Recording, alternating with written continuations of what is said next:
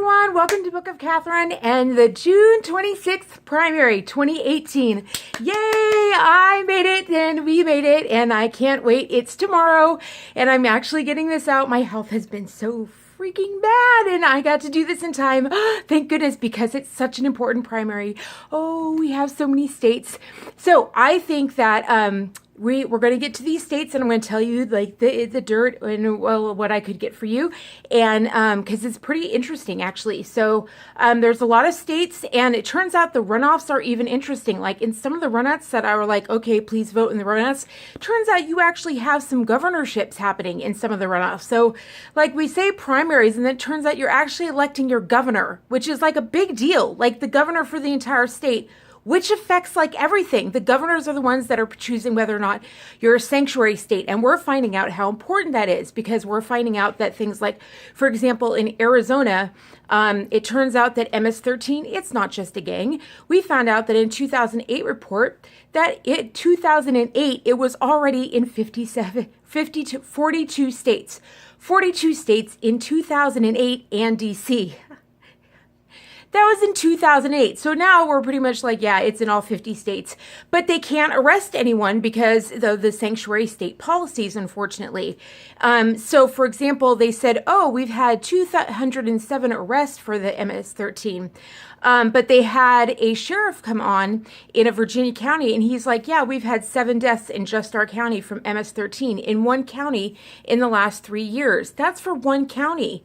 One county in Virginia, 7 deaths due to this MS-13. So, and we now know that they're part of the Sinaloa cartel. So, like, there's a lot that, and a governor is the one that chooses whether or not those policies actually go in place. So it seems like this primary is like not that big of a deal, but it turns out no. In some of these primaries, you're electing an actual governor, and governors are the ones, because you guys don't vote in whether or not you're a sanctuary or not. And sanctuary sounds so nice, I know, but it turns out that it's actually whether or not the people that have citizenship or not, whether or not they actually have the same laws that you do, whether or not the criminal law applies to them the same as they do to civilians. So if you want the law to apply to civilians, the ones that the rule of law that applies to you to apply to non-citizens, then, you know, sanctuary doesn't. That means they just don't have any laws apply to them whatsoever. That's what it means. Sanctuary for any kind of law whatsoever, which means that if they murder, that's it. They're off the hook, you know, and so that's why it's only 207 convictions. Like 200 have been charged. They won't get convicted. Like it can't, it's really, really interesting. So anyway, so let's get into this.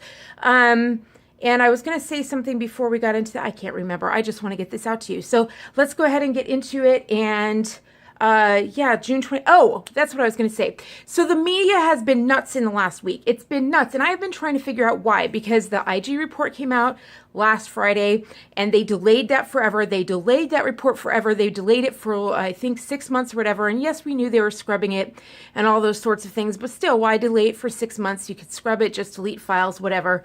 It's the FBI. They can do that pretty quickly.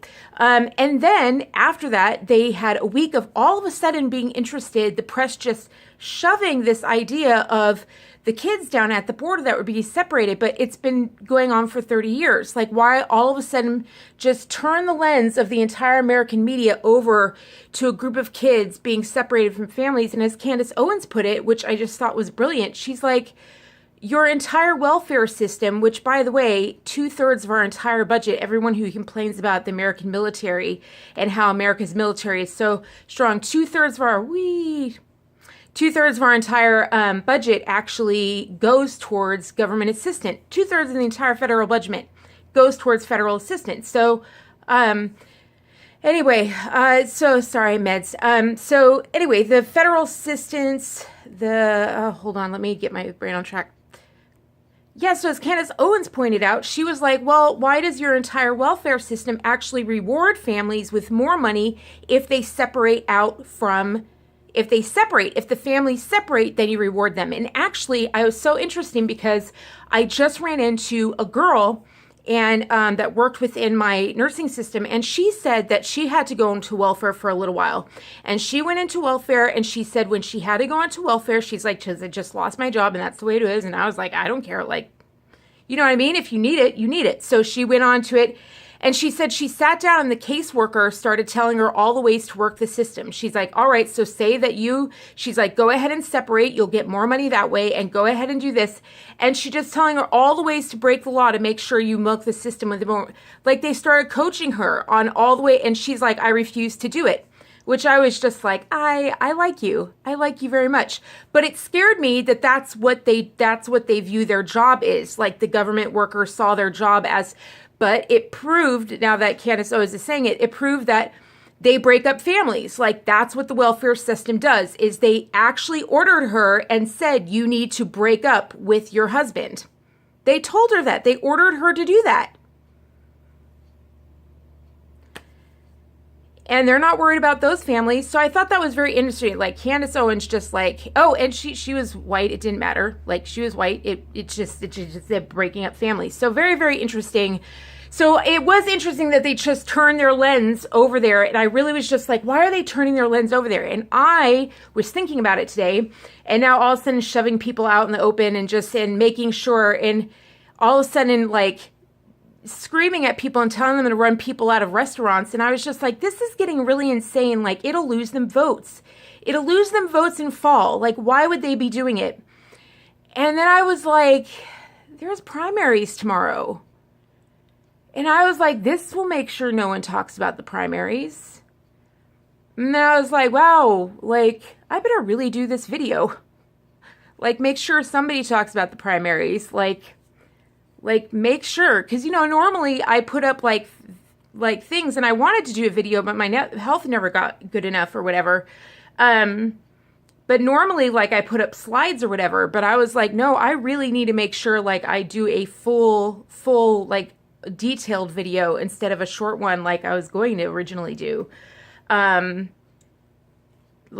I'll give you as much as I can. Like I'm still kind of recovering from the last few days, but we need to do this, like, because that's my personal opinion, is that all of this, yell and fight has been that you don't get to hear what was really in the IG report, like all these quotes that you give them that you've been hearing. If you read the full context of what those quotes were in, I think the quotes that they gave you were the least damning evidence. If you read what was above and below those quotes, that's even worse in my opinion. Like when I read the full paragraphs, and of course none of it's in the news, you have to go off into the more independent sites, bloggers and stuff. The bloggers are revealing the much greater detail, like the full paragraph stuff, and that stuff is really, I'm like, this is worse. This is much worse. And of course, Disney will never let Fox release all of that. Like I'm really, really learning. So, Fox is owned by a liberal company now. Like I heard that they're bringing back Roseanne, but without Roseanne. I'm like, right. That's how Disney will make it look like they're not really DNC, but still, they are. So I was just like, Disney DNC, how do they manage to keep that out for so long? Just like Amazon doing what they're doing with the Southern Poverty Law Center and everything like that. And that's really something I was really proud of Waters for saying, that pro-cartel policies. And notice that the Kathy Ariu, she didn't say no. Like he just turned to her and he said, these, the policies at the border, they can only be explained as pro-cartel policies. They literally are drawn up to benefit the cartel. And that's what happens when we send our people to Washington and all the laws are like, literally just all set up for, the best, the richest purses wins. The richest lobbyist wins. Well, cartels have a lot of money. And our laws don't prevent them from lobbying. And we forget, like, okay, if you watch that BBC, The Secret Couture, did you notice what Karl Lagerfeld said when they were like, well, who buys from you? And he's like, I can't really, well, some of their business. And I was just like, that's the cartels. Like he was just openly saying like they do illegal business and I can't talk about those kind of businesses, like openly. And that was like 10 years ago, 10, 15 years ago, like that. A lot of the couture business is also cartel money and mafia money and Russian mafia and things like that. But they're lobbying Congress as well. And when they said that, when Waters said that, he's like, the laws at the border, the only thing they can even be described as is pro-cartel. And Kathy was just like, are you saying the Democrats are pro-cartel? And he was just like, I'm saying the laws are pro-cartel. And she just like looked at him, and it was just like silence. And she never said no. She was just like, do you really want to? She was just like, are you really saying it out loud? And he just was like, are you going to deny it? And she just was like, and she wouldn't say it's not pro-cartel, and she wouldn't say it's not DNC. And I was just like, that just spoke volumes. But I was like, well, that's it. Like, they are, because the laws are literally written for the cartel members and the trafficking and the smuggling.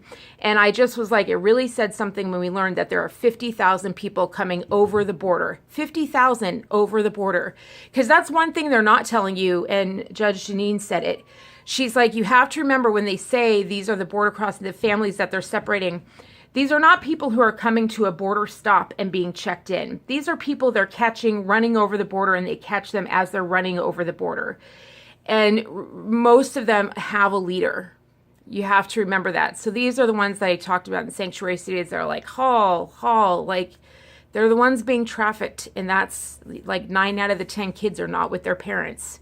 Like, they're catching the people. That's why so many of the guys that are going out there have blankets and kids with them. The ICE people have blankets and kids to take care of the kids. And that's why that little girl was crying. When they asked the mom why she was crying, the one that was on the cover of Time magazine, they asked why she was crying. And she's like, it's because it was 11 o'clock at night and she was thirsty. I'm like, this is abuse, bringing these kids up. That of course she's tired and hungry. And that's why these ICE officials are bringing soccer balls and all these things to take care of these kids when they find them. Because the kids are malnourished by the time they're at the border. It's a treacherous trek. So it does save lives to put a border wall there so that, you know, I was never interested in the border. Like, I just had no feelings on the issue. And the more stats that come up, I'm just like, I feel like it's the slave trade, like where we have slave ships coming over, and because the rich, like we have rich people that are making so much money off of, like it's just like the sea right there, and we know these ships are coming over with slaves in them, and we even know how much money they're making on them, just like the slave ship we learned about in the South. We knew how much money they're making on them. Now we know how much we're making. We know it's $7,000 a head. We know that. And I'm like, we can't abolish it back then and just not abolish it now. Like, isn't that our heritage to abolish slavery now? Like, isn't that our heritage? So I've just come around. All right, so I guess it's time to do this. You can tell I haven't taped in a while. So let's get on to the primaries. Let's do it. So New York, your federal primaries, your DC primaries are coming up. And you have a separate one on September 13th. And so they were really tricky about that. You're the only state that's separate federal and separate state. You're the only one that does that. State and local are September 13th, and then your federal is September 26th, and your cutoff was the 19th. So that's a really big deal. They've really been working. They really, really worked hard, New York. They really don't want you to go to the polls that day.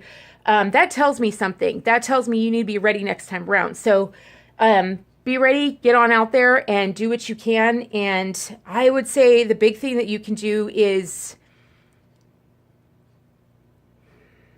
I think knowing about it is like half the battle at this point, because they tried so hard just to hide it from you. I think knowing about it and getting the word out about the vote is the first step. I really don't know how much New Yorkers are actually involved in their vote. There's so much busing going around. So I think just knowing about it is like a huge victory right there. Like, that's huge.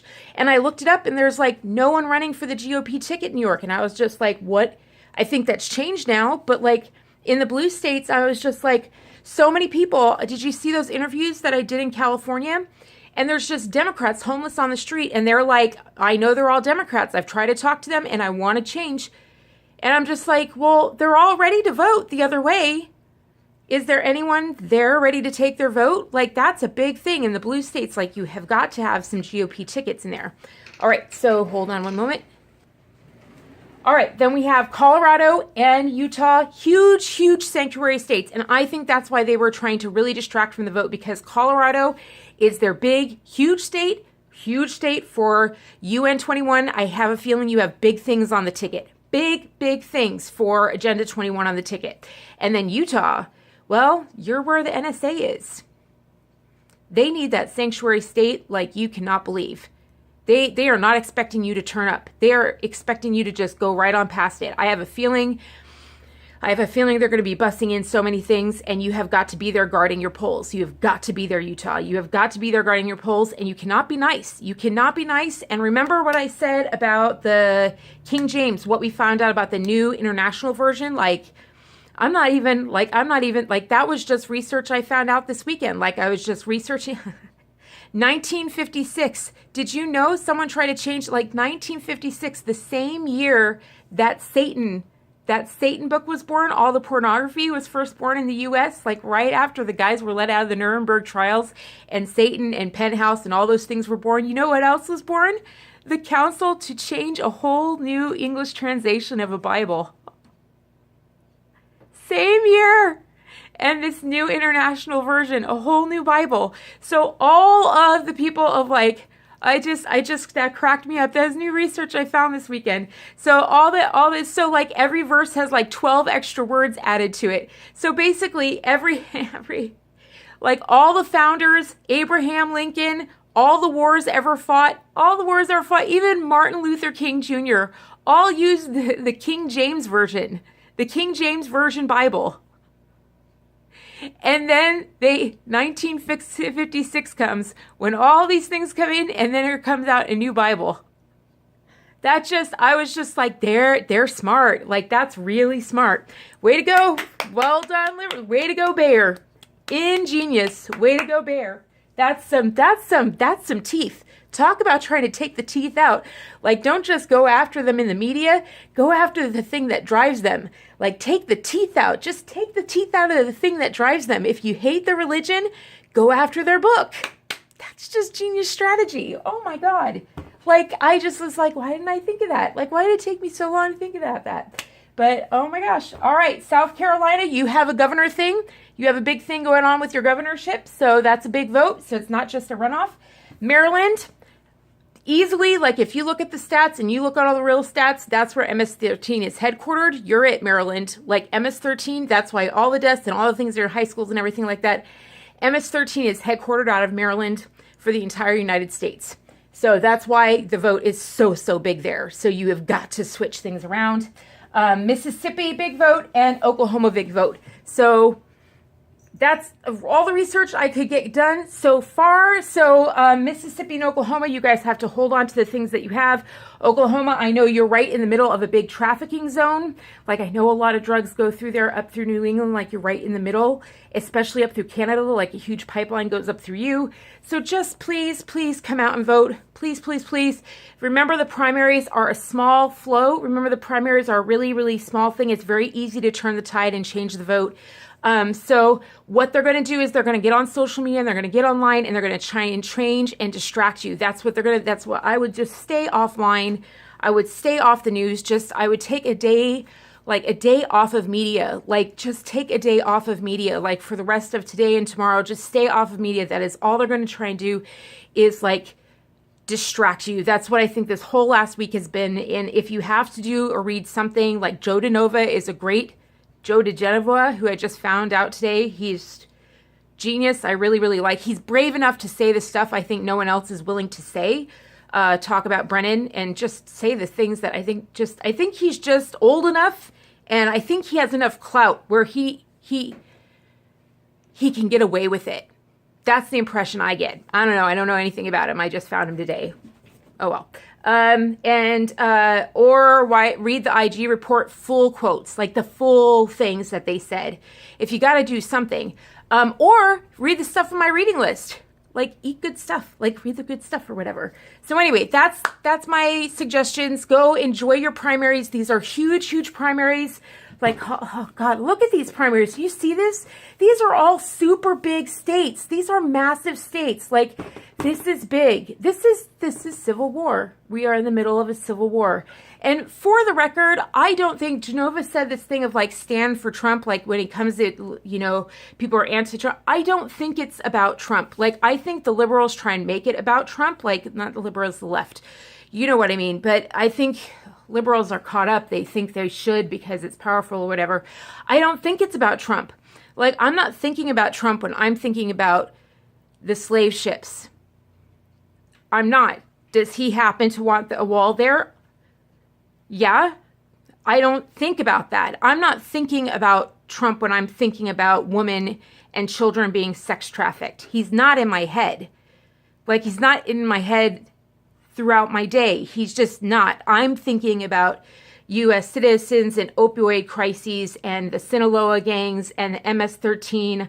Like, I'm thinking about our country and what's on the ground. And, you know, as far as I'm concerned, like, he's just entered the game recently. You know what I mean? Like, and so when it comes to standing up to people in the public square, like Genova said, stand in the public square or public education, I do think that it's because, you remember that lady on the school board?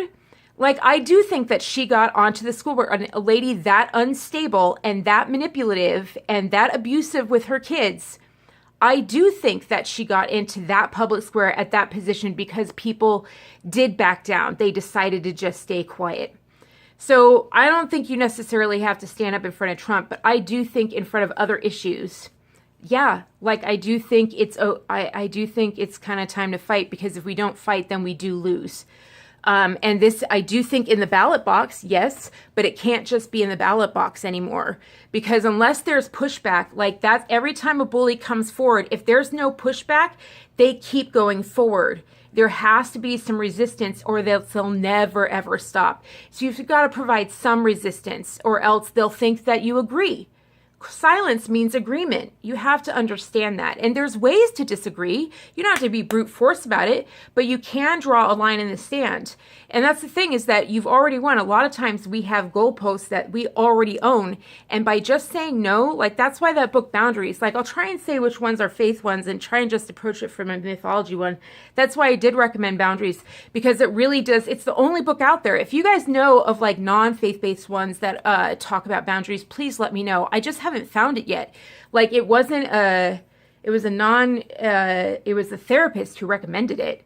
Like, and it wasn't, you know what I mean? Like, and they're just, because they didn't know of any other one, they were like, this is the best one we know of. Like, so yeah. So, all right. I love you guys and happy voting day. And remember, it is your most powerful day of the year, of the entire year. It's not your most powerful day when you go into a therapy session. It's not your most powerful day, even when you get married. This is when you're most powerful. You're more powerful than every senator. You're more powerful than the president. You're more powerful than everyone. You're more powerful. You're the most powerful in the entire United States when you do this. So use it. All right. Peace out. Bye. Woohoo.